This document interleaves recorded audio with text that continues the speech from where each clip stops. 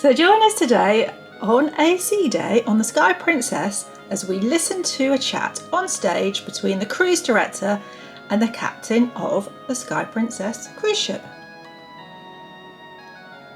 We learn many behind the scenes things about living and working on a cruise ship, and also what it takes to become the captain of a large cruise ship. I will only show you some of the chit chat in case you want to attend yourself in the future, because I would imagine it's quite similar. So enjoy. So the way it's going to work, folks, is we'll have an informal conversation. I'm going to pose some questions to the captain about the career, what it's like to be a captain on a cruise ship, and we'll get personal as well. We'll go into some personal stuff with you. None of this is pre-prepared. I have no questions with me. We're just going to have a nice informal chat, and then we'll open up for a Q&A as well from you out there in audience land. So, Captain, again, thank you for joining us. No, you're welcome. Nice to be here. Thank you. Now, let's start off kind of where it began for you. So, was it always a dream to be a captain of a cruise ship?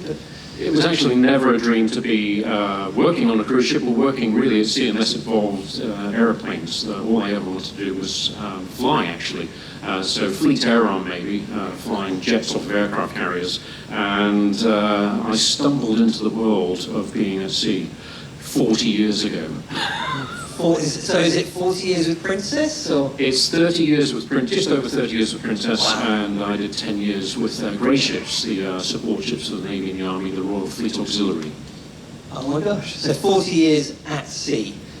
40 years at sea, yeah. It's quite scary, actually, when you put it all together. It seems like yesterday, but back in 1985 when I started, but yeah, 40 years. So let's touch a little bit more on the original kind of dream, so to speak, of aircrafts. What was it specifically? Was it kind of Royal Air Force or?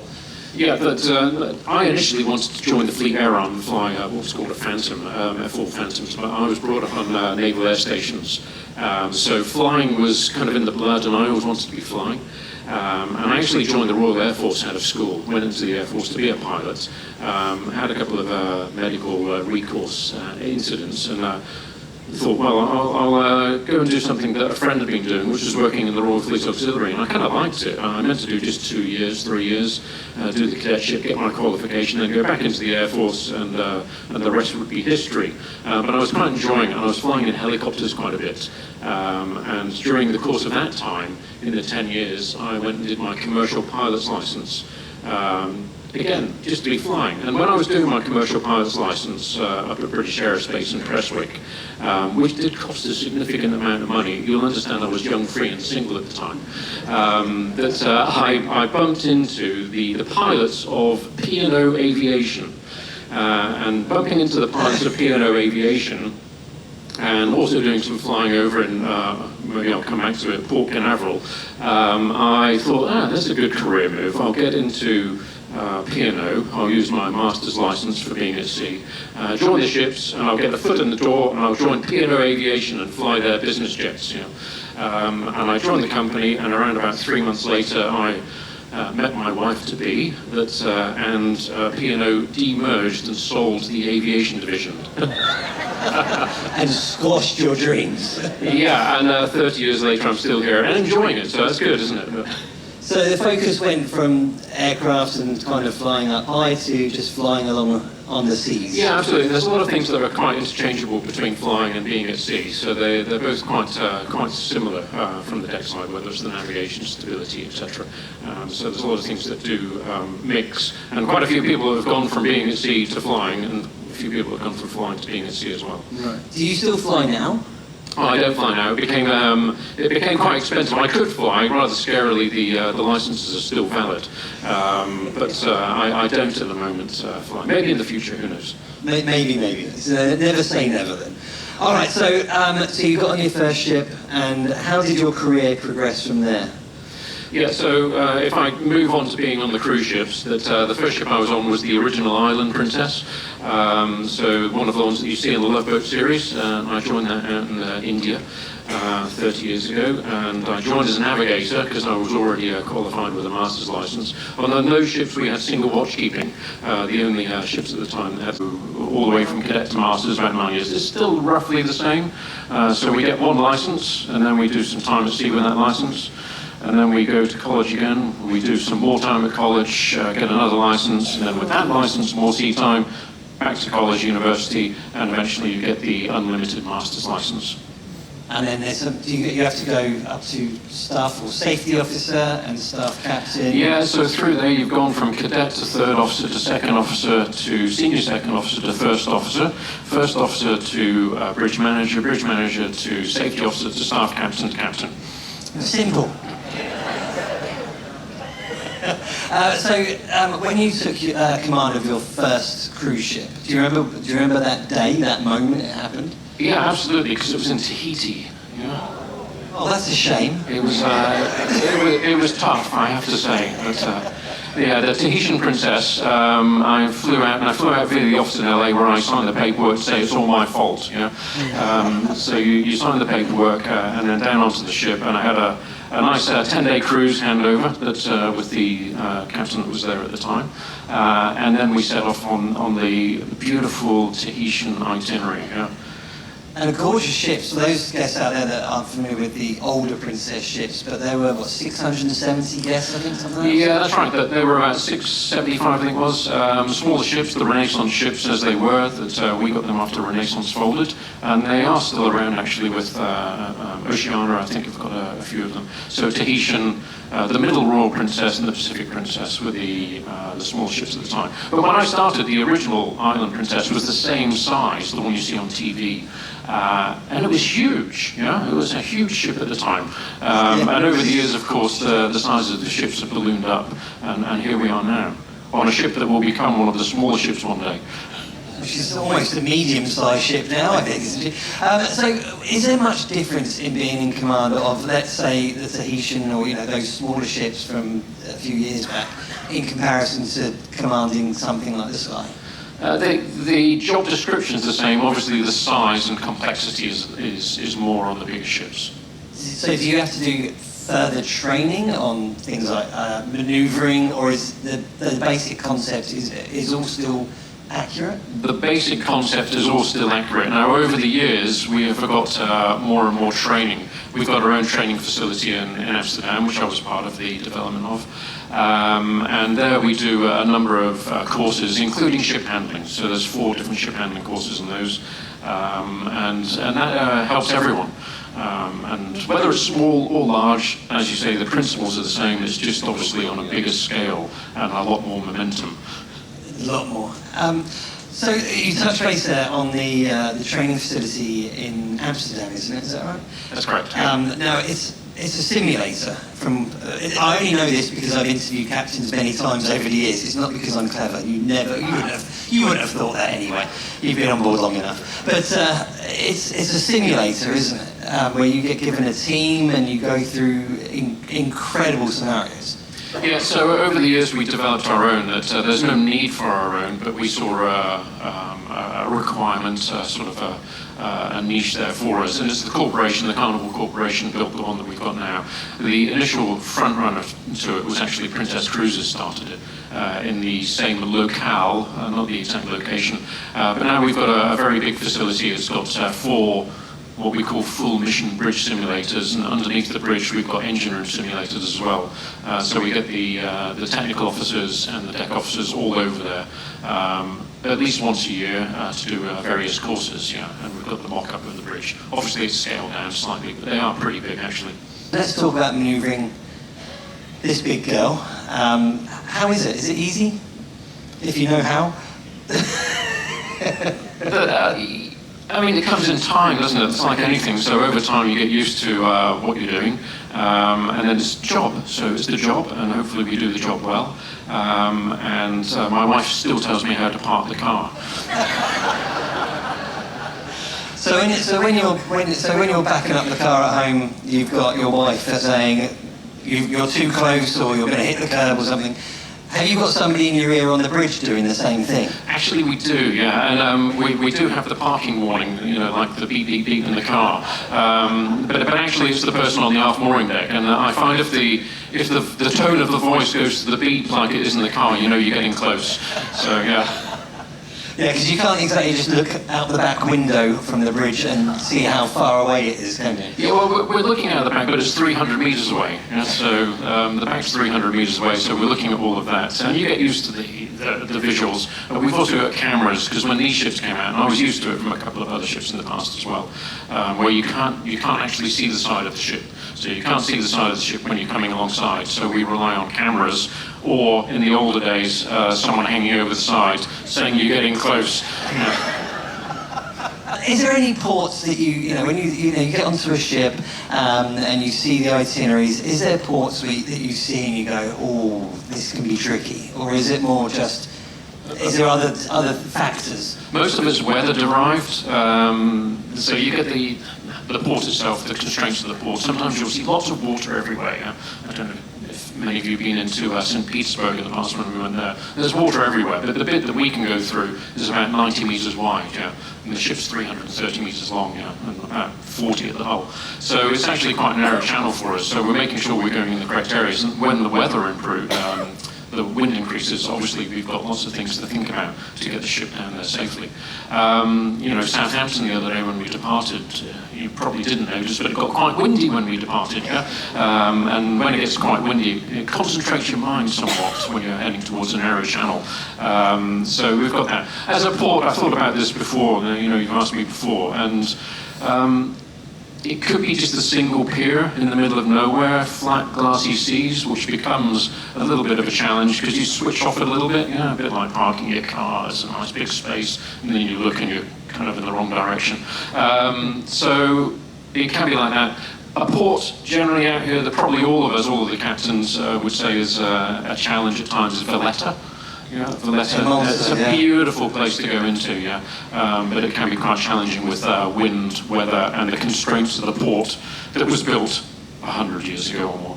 I have been to Valletta. Valletta's quite a narrow entrance and then a sharp turn, is that right? It's been a few years. Exactly, he's been watching, yeah.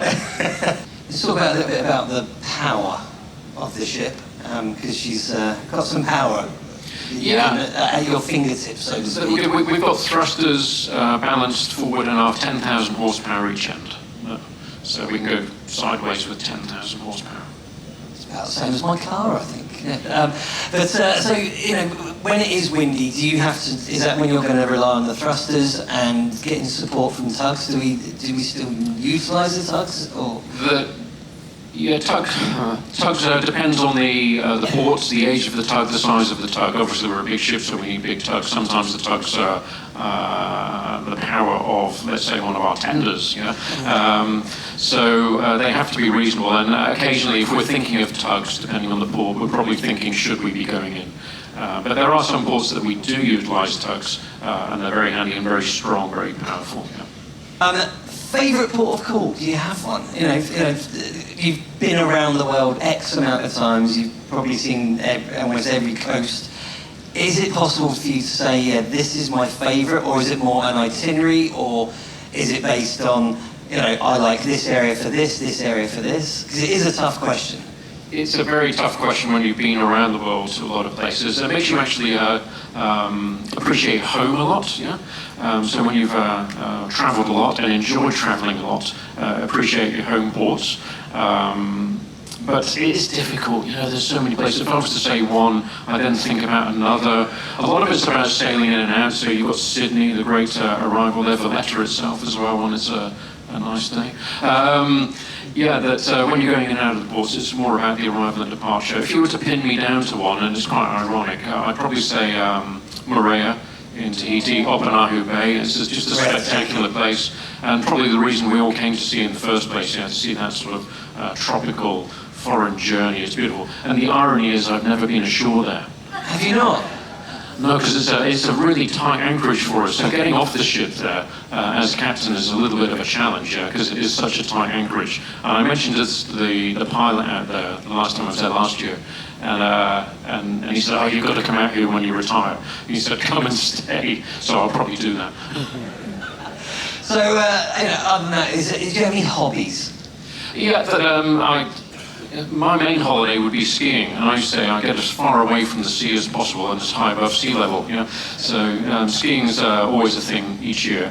Hobbies themselves, I like watches, cars, getting out, walking around the coast. I've got a small boat at home, which I've only had for a couple of years. I always said I'd never go down that route, but it became so busy on the beaches down in Cornwall that I thought, let's find a way to get to a quiet one. So bought myself a small boat, it's only 6 meters long, and we go and do that.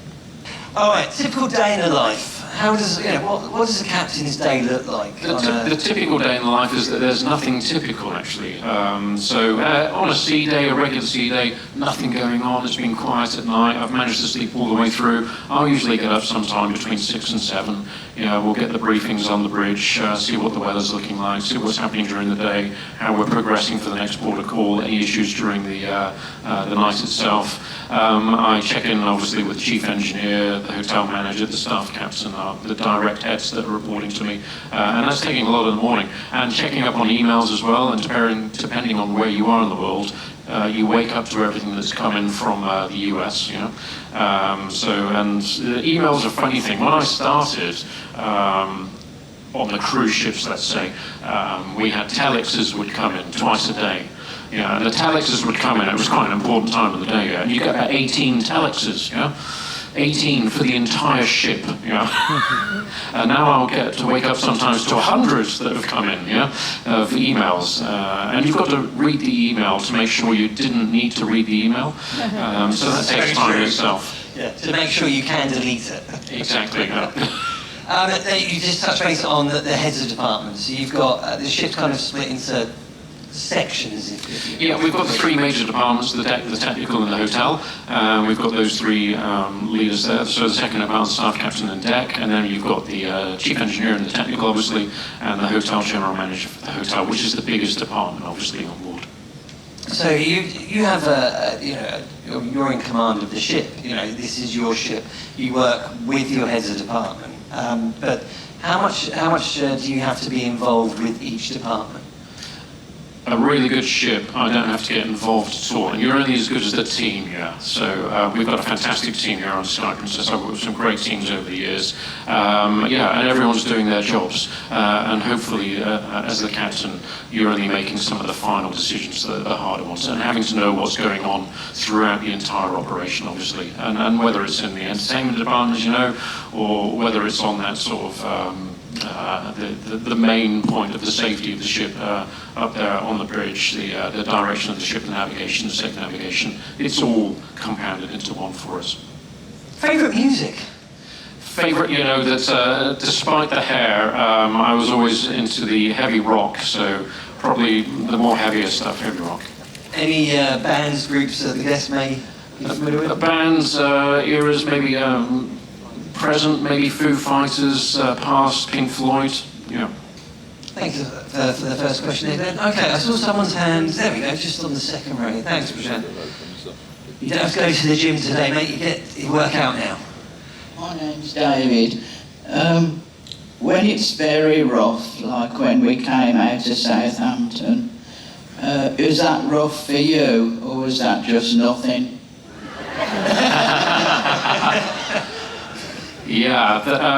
When you said it was very rough, like it was, it wasn't. So we try and avoid the really very, very rough. And in my career, I've seen some, mountainous seas, but that was on grey ships, So when I was a cadet, in fact, first trip as a cadet, in the middle of winter, we went to the North Atlantic, and it was during the Cold War. It was all top secret stuff we were doing. We went up into the White Sea, all the way up to the north, and it was horrendous weather.